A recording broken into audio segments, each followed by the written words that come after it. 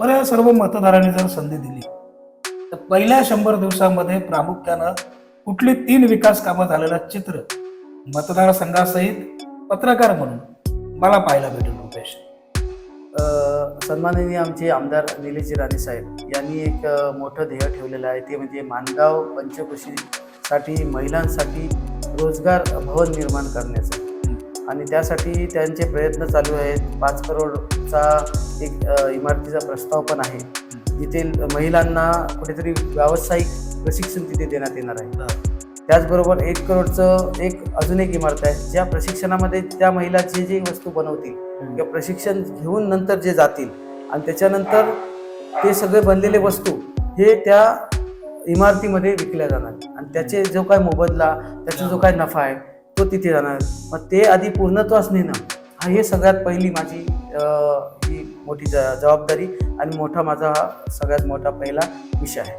दुसरा विषय जर म्हणायला गेला तर मगाशीच म्हणालो तो रस्त्यांचा विषय. सन्माननीय खासदार साहेब आमचे दादा आहेतच, पालकमंत्री साहेब तर या जिल्ह्याचे धडाकेबाज नेतृत्व आहे आणि आमदार साहेबांच्या सध्याच्या कार्यतत्परतेबद्दल तर आताची जनता जाणून आहे. या सर्वांबरोबरच अजून 2 नावं आहेत की सन्माननीय आमचे दत्ताजी सामंत साहेब जिल्हा प्रमुख, त्याचप्रमाणे सन्माननीय प्रभाकरजी सावंत साहेब, या सगळ्यांची सांगड घालून, कारण माहितीमध्ये कुठेतरी आज चांगला शुभसंकेत दिसून येतो आणि तो शुभसंकेत 100% या मतदारसंघासाठी किती फायदेशीर ठरेल याच्यासाठी माझा प्रयत्न राहील. हा माझा झालेला दुसरा. आता तिसरा जर म्हणायचं झाला तर पर्यटन हा एक मोठा विषय असतो, स्थानिकांना रोजगार निर्मिती करून देण्याचा. मी या मानगाव मतदारसंघामध्ये मानगावमध्ये जोळकवाडी म्हणून एक वाडी आहे, तिथेच एक आंबोलीलाही कुठेतरी कमी हे ठेवेल इतका सुंदर धबधबा तिथे आहे, पण अजूनही तो दुर्लक्षित आहे.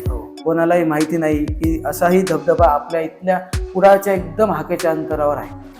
तो धबधबा आणि त्या धबधबाकडे जातानाचा जो काही निसर्गरम्य परिसर आहे तो बघताना पावसाळ्यात जो काय मनमोह होतो तो कुठेतरी डेव्हलप करायचा, जेणेकरून स्थानिक रोजगार निर्मिती होईल, स्थानिक बाजारपेठ कुठेतरी अप होईल त्या पर्यटनाच्या दृष्टिकोनातून. आणि नुसती स्थानिक नाही तर मला बाहेरून येताना अखेरीचा तिठा आहे तो पण डेव्हलप होईल, झारापचा तिठा आहे तो पण डेव्हलप होईल, वाटेत भेटताना सारगावसारखं गाव तिथे पण डेव्हलप होईल.